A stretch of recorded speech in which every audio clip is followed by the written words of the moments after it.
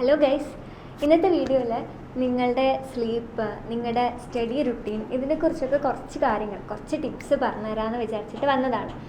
അപ്പോൾ ഞാൻ പറയാൻ പോകുന്ന കാര്യം, നമ്മൾ രണ്ട് ടൈപ്പ് ഓഫ് ആൾക്കാരുണ്ടാവും. ചിലർ രാവിലെ എഴുന്നേറ്റ് പഠിക്കുന്നവരുണ്ടാവും, ചിലർ രാത്രി ലേറ്റായിട്ടിരുന്ന് പഠിക്കുന്നവരുണ്ടാവും. ഇനി ഒരു മൂന്നാമത്തെ ഒരു ടൈപ്പ് എന്ന് പറഞ്ഞാൽ ഇതിൻ്റെ രണ്ടിൻ്റെയും ഇൻ ബിറ്റ്വീൻ, ഇൻ്റർമീഡിയറ്റ് ആയിട്ട് ഭയങ്കര നേരത്തെ എണീക്കില്ല, എന്നാൽ ഭയങ്കര ലേറ്റായിട്ടും ഉറങ്ങാൻ പോവില്ല എന്നുള്ള രീതിക്ക് ഇതിൻ്റെ ഇടയിലിരുന്ന് പഠിക്കുന്ന ആൾക്കാരുണ്ടാവും. അപ്പം ഈ മൂന്ന് ടൈപ്പ് ഓഫ് ആൾക്കാരുടെ അടുത്തും കുറച്ച് ജനറലൈസ്ഡ് ആയിട്ടുള്ള കാര്യങ്ങൾ പറഞ്ഞു തരാമെന്ന് കരുതി. ഇപ്പം ഞാൻ പേഴ്സണലി ഇപ്പം ഞാൻ വളരെ ലേറ്റായിട്ട് എഴുന്നേറ്റ് വളരെ ലേറ്റായിട്ട് ഉറങ്ങുന്ന ഒരാളാണ് ഇപ്പം MBBS പഠിക്കുന്ന സമയത്ത്. പക്ഷേ when I was a NEET aspirant, ആ ഒരു 8 months ഞാൻ നീറ്റിന് പ്രിപ്പയർ ചെയ്തിട്ടുള്ള, റിപ്പീറ്റ് ചെയ്തിട്ടുള്ള ആ ഒരു കാലത്തോളം ഞാൻ എന്നും രാവിലെ ഒരു 4:45-5 മണിക്ക് എഴുന്നേറ്റ് പഠിക്കുന്ന ഒരാളായിരുന്നു. അപ്പോൾ എനിക്ക് പേഴ്സണലി ഈ ഒരു 5 മണി സമയത്ത് എഴുന്നേറ്റ് പഠിച്ചപ്പോൾ തോന്നിയ കുറച്ച് കാര്യങ്ങളും, എന്നാൽ ഈ ലേറ്റ് നൈറ്റായിട്ട് കിടക്കുന്നവരുടെ അടുത്തും അവർ ശ്രദ്ധിക്കേണ്ട കുറച്ച് കാര്യങ്ങളൊക്കെയാണ് ഞാൻ പറഞ്ഞുതരാൻ പോകുന്നത്.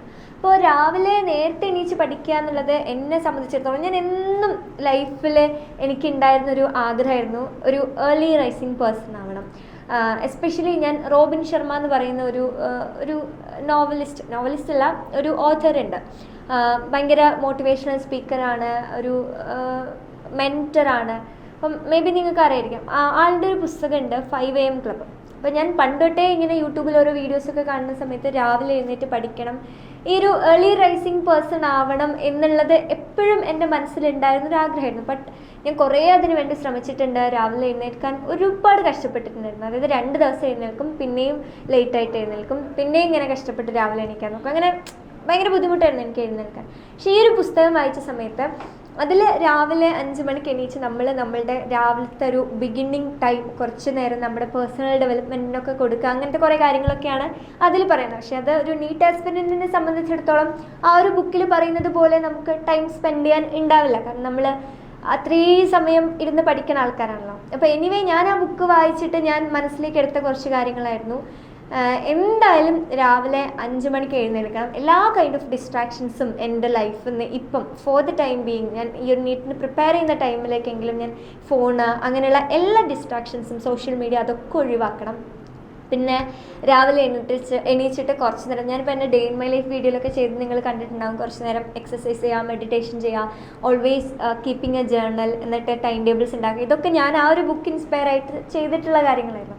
അപ്പോൾ ഈ രാവിലെ എഴുന്നേറ്റത് കൊണ്ട് പേഴ്സണലി എനിക്ക് തോന്നിയ കുറച്ച് ബെനിഫിറ്റ്സ് എന്ന് പറയുന്നത്, രാവിലത്തെ ഒരു ടൈം നമ്മൾ ഭയങ്കര റിഫ്രഷ്ഡ് ആയിട്ട് തോന്നും. രാവിലെ ഒരു 5 മണിക്ക് എഴുന്നേൽക്കുന്നതും എന്നാൽ രാവിലെ ഒരു 8 മണിക്ക് എഴുന്നേൽക്കുന്നതും തമ്മിൽ, നമുക്ക് രാവിലെ 5 മണിക്ക് എഴുന്നേൽക്കുന്ന സമയത്ത് കുറച്ചുകൂടെ ടൈം നമുക്കുള്ളത് പോലെ, അത് എന്തുകൊണ്ടാണെന്ന് എനിക്കറിയില്ല, കുറച്ചൊരു എനിക്ക് പേഴ്സണലി തോന്നിയ കാര്യമാണ്. അതിന് നിങ്ങൾക്ക് എങ്ങനെയാണെന്ന് അറിയില്ല, ബട്ട് കുറച്ചുകൂടെ ഒരു ടൈം ഉള്ളതുപോലെ, മാത്രമല്ല കുറച്ചുകൂടെ ഒരു ഫോക്കസ്ഡ് ആയതുപോലെ. കാരണം ഒരു ഈവൻ സൂര്യൻ എഴുന്നേൽക്കുന്നതിന് മുന്നേ തന്നെ നമ്മൾ എണീച്ച് we are preparing for our exam, നമ്മൾ പഠിക്കുകയാണ്.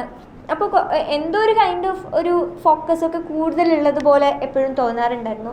പിന്നെ കുറച്ചുകൂടെ ഓർഗനൈസ്ഡ് ആവുമായിരുന്നു. കാരണം നമ്മുടെ ഹോൾ ഡേയുടെ കൺട്രോൾ നമ്മുടെ കയ്യിലുണ്ട്. രാവിലെ എഴുന്നേറ്റ് പാട് ഇന്ന കാര്യങ്ങളൊക്കെ ചെയ്യണം എന്നൊരു പ്ലാനൊക്കെ ഉണ്ടാക്കുന്ന സമയത്ത് ഒരു ഹോൾ ഡേ നമ്മുടെ മുന്നിലുണ്ട്. ഇപ്പം രാവിലെ 5 മണിക്ക് എഴുന്നേറ്റ് ഒരു 11 മണി വരെ നമ്മൾ നല്ല പ്രൊഡക്റ്റീവായിട്ട് പഠിച്ചു എന്ന് വിചാരിക്കും. എന്നാൽ തലേന്ന് ഭയങ്കര ലേറ്റ് നൈറ്റായിട്ട് കിടന്ന ഒരാൾ 11 മണിക്ക് എഴുന്നേറ്റ് നോക്കുന്ന സമയത്ത് 5 മണിക്ക് എണീച്ച ഒരാൾ ആ ദിവസത്തിൻ്റെ ഒരു ഹാഫ് ഡേൻ്റെ അടുത്ത് ഓൾമോസ്റ്റ് നല്ല രീതിക്ക് വെൽ സ്പെൻഡ് ആയിട്ട് കഴിഞ്ഞിട്ടുണ്ടാവും. അപ്പം ഞാൻ പറയുന്നത് മേ ബി നിങ്ങൾ വിചാരിക്കുന്നുണ്ടാവും 11 മണിക്ക് എഴുന്നേറ്റ ഒരാൾ അടുത്ത് എന്താ ഒരു 5-6 വൈകുന്നേരം 5-6 മണിയാകുമ്പോഴേക്ക് ഇത്രയും എമൗണ്ട് ഓഫ് സ്റ്റഡിങ് കംപ്ലീറ്റ് ആക്കുമല്ലോ ആണ്. ബട്ട് ഞാൻ പറഞ്ഞ കാര്യം കുറച്ചുകൂടെ ഒരു ഫുൾഫിൽമെൻറ്റ് തോന്നിയായിരുന്നു, എനിക്ക് പേഴ്സണലി തോന്നിയായിരുന്നു. പിന്നെ ഇനി ലേറ്റ് നൈറ്റ് ഇരുന്ന് പഠിക്കുന്ന കുട്ടികളുടെ അടുത്ത് എനിക്ക് പറയാനുള്ളത്, നിങ്ങൾ എന്ത് കൈൻഡ് ഓഫ് പേഴ്സൺ ആണെന്ന് തിരിച്ചറിയാം. ഞാൻ പണ്ട് വിചാരിച്ചത് എനിക്കൊരിക്കലും രാവിലെ എണീക്കാൻ പറ്റുന്നുണ്ടാവില്ല. പക്ഷേ ഞാൻ ഈ ഒരു പുസ്തകം വായിച്ച് ഭയങ്കര മോട്ടിവേറ്റഡ് ആയതിനു ശേഷം ഞാൻ തന്നെ കഷ്ടപ്പെട്ട് കുറേ ദിവസത്തേക്ക് രാവിലെ എഴുന്നേറ്റ് ശീലിച്ചപ്പം പിന്നെ ഓട്ടോമാറ്റിക്കലി അങ്ങനെ ആവാൻ തുടങ്ങി.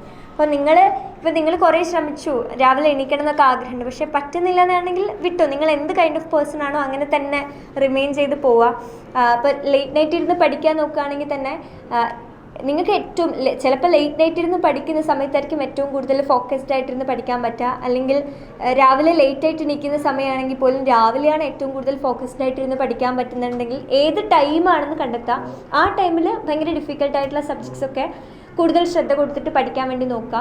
പിന്നെ പറയാനുള്ളത്, എപ്പോഴും ഒരു സെയിം റുട്ടീൻ കീപ്പ് ചെയ്യാൻ വേണ്ടി നോക്കുക. അല്ലാണ്ട് ഒരു ദിവസം ഭയങ്കര ലേറ്റായിട്ട് കിടന്നു, ലേറ്റായിട്ടിരുന്ന് പഠിച്ചു, പിറ്റേന്ന് പിന്നെ കുറച്ച് നേരത്തെ കിടന്നു, അങ്ങനെ ഭയങ്കര ഫ്ലക്ച്വേറ്റിംഗ് ആയിട്ടുള്ളൊരു കൈൻഡ് ഓഫ് റൊട്ടീൻ ഒരിക്കലും ഉണ്ടാവാണ്ടിരിക്കുക. കാരണം ഈ ഒരു പീരീഡ് എന്ന് പറയുന്നത് നമുക്ക് ഇപ്പോൾ ഉറങ്ങാൻ പോലും നമ്മളെ സമയം ഇത്ര സമയം മാറ്റി വെച്ച്, അതായത് ഉറങ്ങാൻ ഒരു 6 മണിക്കൂർ അല്ലെങ്കിൽ ഒരു 7 മണിക്കൂർ, ഇത് കൂടുതൽ നമുക്ക് ഇങ്ങനെ കിടക്കാൻ സമയം നമ്മൾ അതൊക്കെ പ്ലാൻ ചെയ്തിട്ടായിരിക്കും പഠിക്കുന്നുണ്ടാവുക. അപ്പോൾ നമ്മളിങ്ങനെ ഒരു കൃത്യമായിട്ടുള്ള രീതിക്കുള്ള ഒരു റുട്ടീനൊന്നും ഇല്ലാണ്ട് തോന്നുന്ന സമയം പോയി കിടക്കുക, തോന്നുന്ന സമയം പോയി എണീക്കുക. മേ ബി നമ്മൾ കിടന്ന പാടൊന്നും നമുക്ക് ഉറക്കമൊന്നും വന്നില്ല എന്ന് കരുതും, ചിലപ്പോൾ അങ്ങനെ ആവും. അപ്പോൾ അങ്ങനെയൊക്കെ നമ്മുടെ കുറേ സമയം മിസ്സായി എന്ന് വരേക്കാം. അപ്പം ഇപ്പം രാവിലെ എഴുന്നേൽക്കുന്നതാണെങ്കിലും രാവിലെ എഴുന്നേൽക്കുന്നതിന് എനിക്കിങ്ങനെ ഡീമെറിറ്റ്സ് ആയിട്ടൊന്നും തോന്നിയിട്ടില്ല. ഇനിയിപ്പോൾ ഓരോ പേഴ്സൺ ടു പേഴ്സൺ അത് വാരി ചെയ്യുന്നതായിരിക്കും. പക്ഷേ ഇപ്പോൾ ലേറ്റായിട്ട് കിടക്കുന്ന കുട്ടികൾ പലരും, എൻ്റെ റൂംമേറ്റ്സൊക്കെ എപ്പോഴും കംപ്ലയിൻറ്റ് ചെയ്തുകൊണ്ടിരുന്ന ഒരു കാര്യം, ഓരോ ദിവസവും ഇപ്പോൾ ഇന്നത്തെ ദിവസം ലേറ്റായിട്ടൊരു 1 മണി വരെ പഠിച്ചു എന്ന് വിചാരിക്കും രാത്രി. അപ്പോൾ 1 മണിക്ക് ഉറങ്ങാൻ വേണ്ടി പോയപ്പം 1 മണിക്ക് ഉറക്കം വരുന്നില്ല, ഒരു മണിക്ക് കിടന്നിട്ട് പോലും ഒരു 1:30 ആകുമ്പോഴൊക്കെയാണ് ഉറക്കം വരുന്നത്. അടുത്ത ദിവസം പിന്നെയും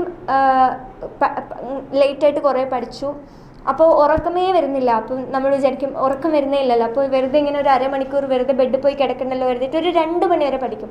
പിന്നെ നമ്മൾ ബെഡിൽ പോയി കിടക്കുമ്പോൾ പിന്നെയും നമുക്ക് ഉറക്കം വരില്ല. അപ്പോൾ ഈ ഒരു ഉറക്കം ലേറ്റായിട്ടിരുന്ന് കിടന്ന് പഠിക്കുന്ന സമയത്ത് ഈ ഉറക്കം വരാത്തതിൻ്റെ ഇഷ്യൂസ് കുറേ കുട്ടികൾ കംപ്ലയിൻറ്റ് ചെയ്തിട്ടുണ്ടായിരുന്നു. അത് കുറച്ച് കഴിഞ്ഞ സമയത്ത്, ലൈക്ക് നീറ്റിൻ്റെ അടുത്തോട്ടുള്ള ഡേയ്സ് എത്തിയ സമയത്ത് എനിക്കും ആ ഒരു പ്രശ്നം ഉണ്ടായിരുന്നു. മേ ബി ബിക്കോസ് ഞാൻ ഭയങ്കര ടെൻഷനായിട്ട് ഉള്ളിൽ സ്ട്രെസ്ഡ് ആയതുകൊണ്ടായിരിക്കാം, ഐ ഡോണ്ട് നോ. അപ്പോൾ ഈ ഒരു ബുദ്ധിമുട്ടുണ്ടെങ്കിൽ, ഈ ഉറക്കത്തിൻ്റെ ഒരു പ്രശ്നം നിങ്ങൾക്ക് ഫീൽ ചെയ്യുന്നുണ്ടെങ്കിൽ എപ്പോഴും ഒരു ഫിക്സഡ് ടൈമിൽ ഉറങ്ങാൻ നോക്കുക. ആ ഒരു ഫിക്സഡ് ടൈം എന്നും ഉറക്കത്തിന് വേണ്ടിയിട്ട് തന്നെ മാറ്റി വെക്കുക. ഡെയിലി ഒരു 6.5 7 hours എങ്കിലും ഉറങ്ങാൻ നോക്കുക. 6 to 7 hours. ഞാൻ ആദ്യമൊക്കെ ഒരു 6 hours ആയിരുന്നു ഉറങ്ങിയിരുന്നത്, പിന്നെ അതൊരു 6:30 ആക്കി, മീൻസ് 6 hours ½ an hour ആക്കി, പിന്നെ അതൊരു 7 hours. നീറ്റ് എക്സാമിൻ്റെ തലേന്ന് ആ ഒരു വീക്കിലൊക്കെ 8 hours അടുത്തൊക്കെ കിടന്ന് ഉറങ്ങിയിട്ടുണ്ട്. അപ്പോൾ നിങ്ങൾക്ക് എന്താണോ കംഫർട്ടബിൾ, എന്തായാലും 6 മണിക്കൂറിൽ കുറയ്ക്കാൻ നോക്കരുത്. കാരണം sleep is very important for you. കാരണം അത്രയും കാര്യങ്ങൾ നമ്മളിരുന്ന് പഠിക്കുകയാണ്, brain is working that much. അപ്പം ബ്രെയിന് അത്രയ്ക്കും എമൗണ്ട് ഓഫ് റെസ്റ്റും നമുക്ക് കൊടുത്തേ മതിയാവുള്ളൂ. അപ്പം ഞാൻ ഈ പറഞ്ഞ കാര്യങ്ങൾ എന്തെങ്കിലുമൊക്കെ നിങ്ങൾക്ക് ഉപകാരപ്പെട്ടേക്കും എന്ന് കരുതുന്നു. നല്ല രീതിക്കൊരു നല്ല സ്റ്റഡി റുട്ടീനൊക്കെ ഉണ്ടാക്കി ഭയങ്കര ഹാപ്പി ആൻഡ് പ്ലസൻ്റ് ആയിട്ട് എന്നും രാവിലെ എഴുന്നേറ്റ് ഇന്ന് എനിക്ക് ഇന്ന കാര്യങ്ങളൊക്കെ പഠിക്കാനുണ്ട്, ഇത്രയും വർക്ക് ചെയ്യാനുണ്ട്, അപ്പോൾ നല്ല ഹാപ്പി ജോളിയായിട്ട് പഠിക്കാൻ വേണ്ടി നോക്കുക. എന്തായാലും ഒരു ഗവൺമെൻറ് MBBS സീറ്റ് കിട്ടട്ടെ. All the best.